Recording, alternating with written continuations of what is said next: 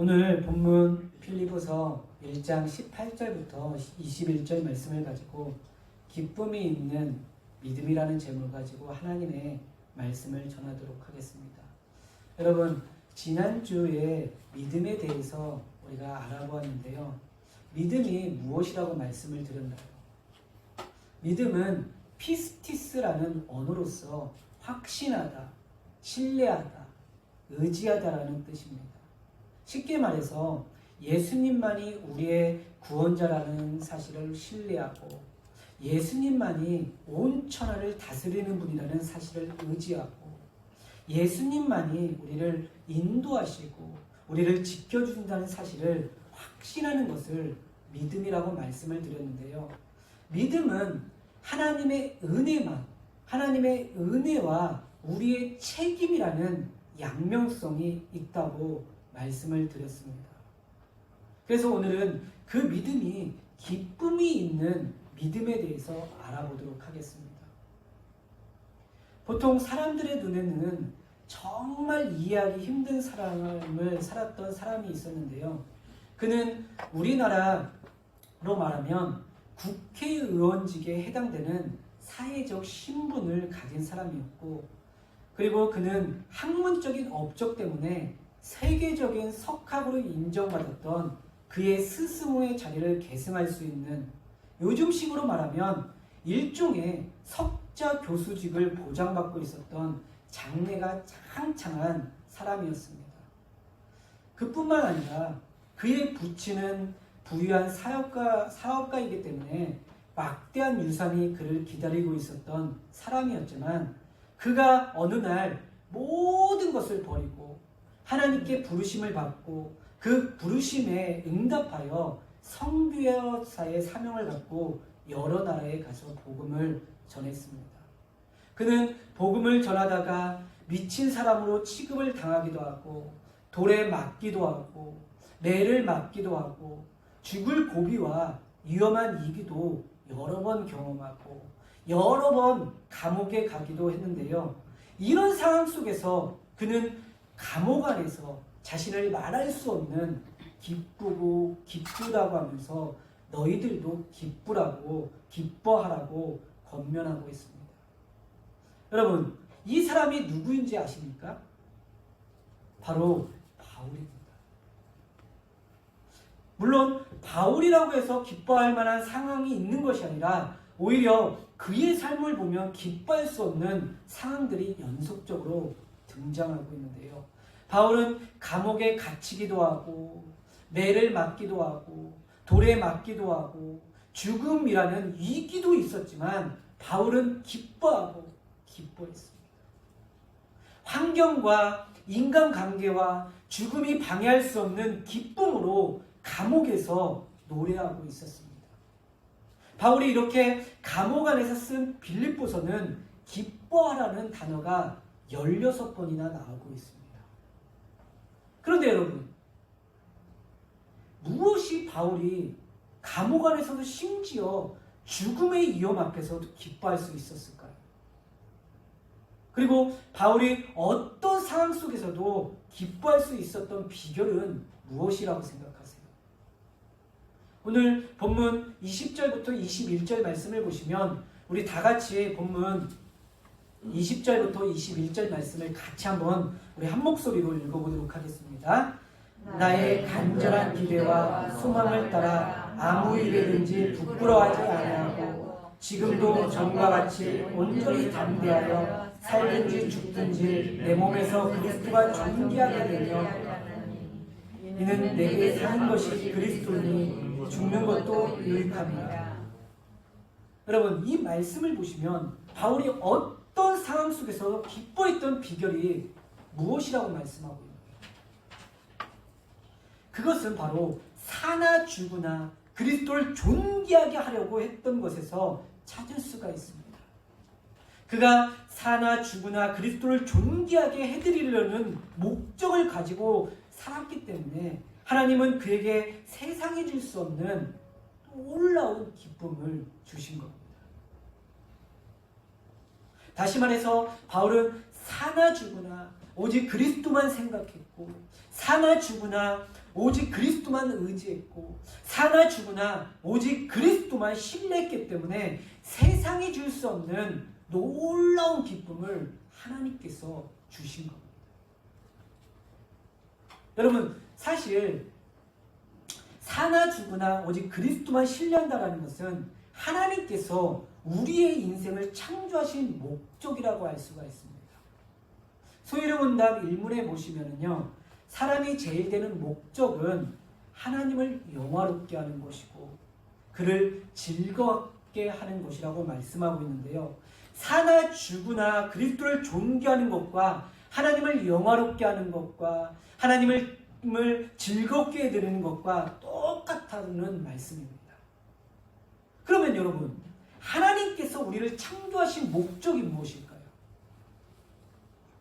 창세전에 삼위 하나님 간에 있었던 그 영광스러운 교제의 기쁨을, 완전한 기쁨을 우리에게 나누어 주시기 위해서 우리를 창조해 주셨습니다. 우리 인생은 우리가 하나님을 영화롭게 해서 삼위 하나님 간에 나누었던 그 완전하고 충만한 기쁨을 우리에게 나눠주시기 위해서 우리를 창조하시고 우리를 부르셨다는 말씀입니다. 다시 말해서 하나님께서 우리를 창조하신 목적은 그리스도를 존귀하게 해드리고 하나님을 영화롭게 해드리는 삶을 살면 바울이 누렸던 기쁨을 누구나 다 누릴 수 있다라는 말씀입니다. 그런데 여러분, 죄가 들어오고 나서 우리가 하나님을 영화롭게 하는 것을 놓아버렸기 때문에 기쁨의 삶을 잃어버리게 되었는데요. 원래 하나님께서 인생을 부르시는 것은 얼마나 큰 축복이고 얼마나 큰 특권이고 얼마나 큰 기쁨인지 모르겠습니다. 처음에 에덴 동산에서 하나님께서 아담에게 각종 동물들의 이름을 지으려고 부르실 때 그 부르심에 어떻게 반응했습니까? 다른 짐승들도 많이 있는데 왜 하필 나야? 왜 하필 나야? 여러분, 이렇게 반응했습니까? 그렇지 않습니다. 범죄하기 이전의 인간에게 하나님의 부르심은 말 그대로 영광이고 축복이고 특권이고 기쁨이었습니다. 그렇지만 이것이 죄 때문에 깨어지고 그 뒤로부터 하나님의 부르심에 잘못 반응하게 되었고 사탄에게 속아서 하나님의 부르심을 왜곡하기 시작했습니다. 하나님께서 우리에게 기쁨을 주시려고 불렀지만 인간은 그것을 몰라 하나님께서 무슨 꿍꿍이가 있어서 나를 부르시는 것 아니야? 이렇게 하면서 하나님을 왜곡했고 하나님을 오해하고 살았습니다.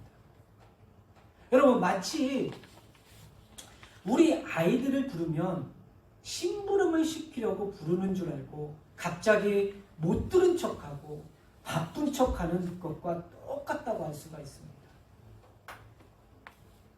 여러분, 하나님께서 우리를 부르시면 왜 나를 부르시는 거지? 라고 생각하면서 감격과 기쁨이 되어야 하지만 그렇지 않고 하나님께서 나를 부르시면 어쩌나 하고 불안함과 두려움이 다가와 나는 부족해서 직분을 감당하지 못하겠습니다.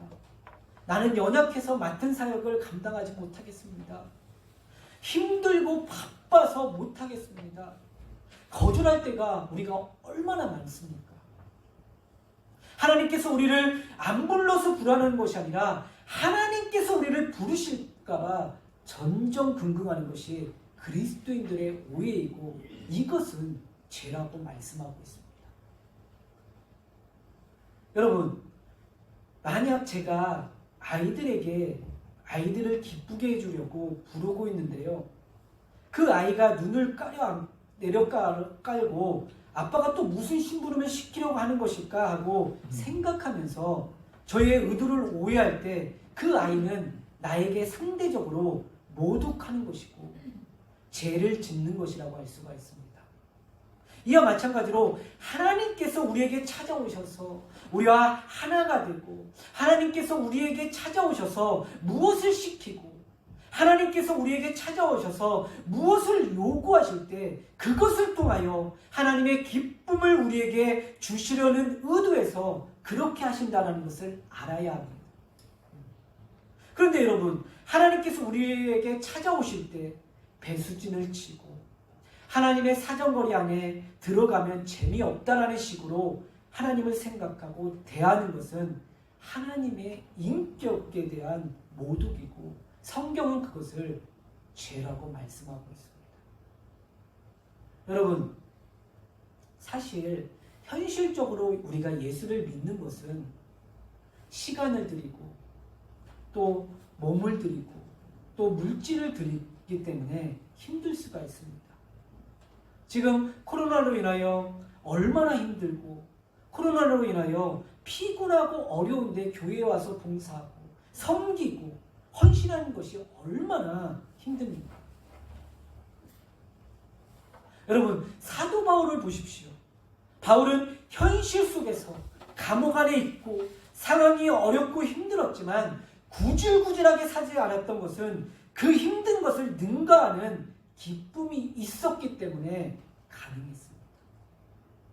성경을 보면 믿음의 사람들, 아브라함, 이삭, 요셉, 모든 사람들이 어려움과 고난을 통하여 하나님을 만났고 어려움과 힘든 상황들을 하나님이 주시는 기쁨으로 승리하고 있었던 것을 볼 수가 있습니다. 우리가 이 기쁨을 모르면 신앙의 의무와 책임이 되어서 피곤하다고 생각할 수 있지만 이것은 누가 피곤하게 하는 것이 아니라 신앙을 잘 모르기 때문에 피곤하다고 생각을 하는 겁니다. 여러분, 만약에 어떤 사람이 아내의 생일날 비가 와서 비바람을 뚫고 케이크를 사왔다고 칩시다. 그런데 마음 한편으로는 비바람을 치는데도 케이크를 사왔냐고 칭찬을 받을 것이라고 기대감으로 사왔는데요. 아내가 이 비바람 속에 케이크를 왜 사왔냐고 물어보면 케이크 사온 남편이 당신에게 이 케이크를 줄 수 있다는 것이 나는 축복이고 나는 영광이고 나는 기쁨이고 나는 자랑입니다 라는 대답을 준비하면서 기대하고 사왔습니다. 그런데 여러분, 아내가 케이크를 사왔는데 아무 반응도 안 하고 아무 말도 하지 않는다면 여러분 어떻겠습니까? 그리고 만약에 아내가 남편에게 생일인데 케이크 좀 사주세요. 그러자 남편이 이렇게 비가 쏟아지는데 케이크를 왜 사와? 꼭 먹어야 돼? 이렇게 말하면 이게 무슨 기쁨이 있겠습니까? 여러분, 하나님께서 우리에게 하나님을 영원하게 살아라, 사나 죽으나 그리스도를 존귀하게 살아라, 하나님의 말씀을 순종하면서 살아라, 하나님의 자녀답게 그리스도인답게 살아라, 나는 그게 기쁨이고 영광이고 특권이라고 말하지만 우리가 내 마음대로 내 생각대로 내 뜻대로 산다면 하나님께서 얼마나 실망하시고 하나님께서 이런 사람들에게 무슨 기쁨을 주시겠습니까? 여러분, 우리 기독교는 기쁨의 종교로서 세상이 모르고 세상이 줄 수 없는 기쁨이 있습니다. 이 기쁨을 우리가 알고 누리고 있다면 우리가 예수를 바르게 믿고 있는 것이지만 이 기쁨이 알지 못한다면 그 사람은 성숙하지 못한 사람이라고 할 수가 있습니다. 사랑하는 성도 여러분, 예수 믿는 사람들과 하나님의 자녀들과 예수 믿지 않는 사람들을 비교할 때 다른 점이 무엇이라고 생각하세요? 하나님이 주시는 기쁨이 있냐 없냐가 다르다라는 것입니다. 예수 믿는 사람들은 세상이 줄 수 없는 기쁨이 있고 하나님의 자녀들은 그리스도인들은 상상도 못하는 기쁨을 가지고 있습니다. 한 가지 예를 들면 베드로전서 1장 8절 말씀을 보시면 베드로전서 1장 8절 말씀을 우리 다 같이 한번 읽어보도록 하겠습니다. 예수를 너희가 보지 못하였으나 사랑하는도다. 이제도 보지 못하나 믿고 말할 수 없는 영광스러운 즐거움으로 기뻐하는. 여러분, 이 말씀을 보시면 베드로는 예수 믿는 사람들에게 말할 수 없는 영광스러운 즐거움으로 기뻐하는 독특한 기쁨이 있다고 말씀하고 있는데요. 여러분, 이렇게 영광스러운 즐거움으로 기뻐하는 사람들이 누구라고 말씀하고 있나요? 베드로전서 1장 1절 말씀을 보시면 예수 그리스도의 사도 베드로는 본도, 갈라디아, 갑바도기아, 아시아와 비두니아에게 흩어진 나그네 곧 하나님 아버지의 미리 아심을 따라 성령이 거룩하게 하심으로 순종함과 예수 그리스도의 피 뿌림을 얻기 위하여 택하심을 받는 자들에게 편지하노니 은혜와 평강이 너희에게 더욱 많을지어다. 이렇게 말씀하고 있습니다. 여러분, 이 말씀을 보시면 영광스러운 즐거움으로 기뻐하는 자들은 여러 도시로 흩어진 나그네라고 말씀하고 있습니다.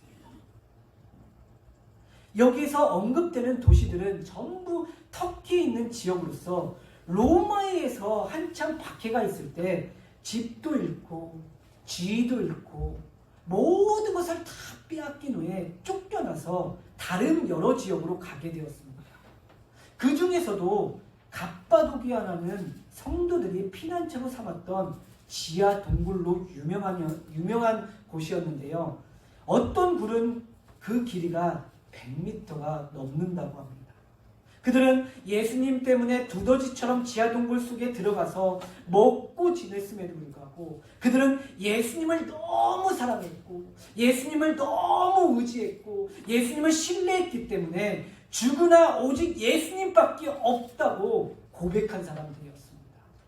그들은 세상적으로 볼 때 가장 불행한 사람처럼 보였지만 세상이 알지 못하는 가장 큰 기쁨을 가지고 살았던 사람이었기 때문에 그들에게는 예수님의 사랑의 셈이 있었고 그들에게는 구원의 셈이 있었기 때문에 그들은 말로 다 설명할 수 없는 기쁨을 누리며 살았습니다. 이 기쁨은 그들에게 엄청난 능력이 되었고 이 기쁨이 워낙 크다 보니 가난한 것도 문제가 되지 않았고 이 기쁨이 크다 보니 동굴에서 사는 것도 문제가 되지 않았고 이 기쁨이 크다 보니 어떤 불안감도 문제가 되지 않았습니다. 그들은 하나님께서 주신 기쁨 때문에 그 모든 문제를 문제로 보지 않았고 하나님께서 주신 기쁨 때문에 그들의 모든 고통과 핍박에서 승리한 것을 볼 수가 있습니다. 사랑하는 성도 여러분, 예수님을 믿으려면 우리도 이렇게 믿어야 합니다. 하나님께서 우리에게 이 놀라운 기쁨을 주셨는데요. 우리가 평생 이 기쁨을 알지 못하고 예수님을 믿었다면 얼마나 손해입니까? 우리 중에 앞으로 무슨 일이 벌어질지 몰라 불안해하시는 분들도 있고 생활이 자꾸 쪼들려 오는 분들도 있고 오랜 병을 가지고 씨름하다가 지쳐버린 분들도 있고 코로나로 인하여 지친 분들도 많이 있습니다. 우리가 이 세상에 사는 동안 고통과 불안으로부터 완전히 자유할 수 없고 이 세상에 사는 이상 언제나 힘들고 어렵게 살 수밖에 없습니다. 세상은 원래 고통과 불안이 있지만 예수님께서는 우리에게 이 모든 문제와 고통을 극복할 수 있는 자생력을 우리에게 주셨습니다. 그렇다면 여러분, 예수님께서 주신 모든 문제를 극복할 수 있는 자생력은 무엇이라고 생각하세요? 바로 예수님을 사랑하기 때문에 터져나오는 기쁨. 내가 구원받았다는 확신을 갖고 있기 때문에 나오는 기쁨이고 내가 하나님의 자녀가 되었다라는 확신에서 오는 기쁨입니다. 이 기쁨이 바로 우리의 자생력입니다. 예수를 사랑하기 때문에 나오는 기쁨, 내가 구원받았다라는 확신에서 나오는 기쁨, 내가 하나님의 자녀가 되었다라는 확신에서 나오는 기쁨이 우리의 능력이고 우리의 자생력입니다. 우리는 이 기쁨으로 모여 어려움을 녹여버릴 수 있고 현실의 벽이 높으면 높을수록 우리는 이 기쁨으로 이길 수가 있습니다. 하나님께서 우리를 믿음으로 부르실 때 그 부르심에 정당하게 반응한다면 우리도 바울처럼 기쁜 마음으로 노래할 수 있고 지하 동굴에서도 기쁨의 노래를 부르고 살았던 성도들처럼 우리가 기쁨을 누리며 살아갈 수가 있다라는 말씀입니다. 사랑하는 성도 여러분, 예수님께서 이 땅에 오신 이유가 무엇일까요? 바로 이렇게 하나님의 부르심에 대한 죄로 말미암아 인생의 왜곡을 풀어주고 하나님이 주신 기쁨의 초대에 대해 바르게 반응하여 우리에게 하나님이 주시는 기쁨을 회복시키기 위해서 이 땅에 하나님께서 보내주셨습니다. 우리의 죄를 십자가에서 그분의 죽으심과 부활로 처리하시고 그리스도 안에서 이 기쁨을 다시 회복하게 해놓으셨다라는 것입니다. 그래서 누구든지 이제 그리스도 안에서 하나님의 부르심에 적당하게 믿음으로 반응하여 하나님께서 인생에 창조하신 목적대로 하나님을 영화롭게 드리고 하나님을 영원토록 그를 즐거워하는 인생으로 살겠다고 결심하고 사나 죽으나 그리스도를 존귀하게 살고 하나님께 우리의 인생을 바뀔 때 이런 놀라운 기쁨의 삶이 우리 인생에서 회복되는 겁니다.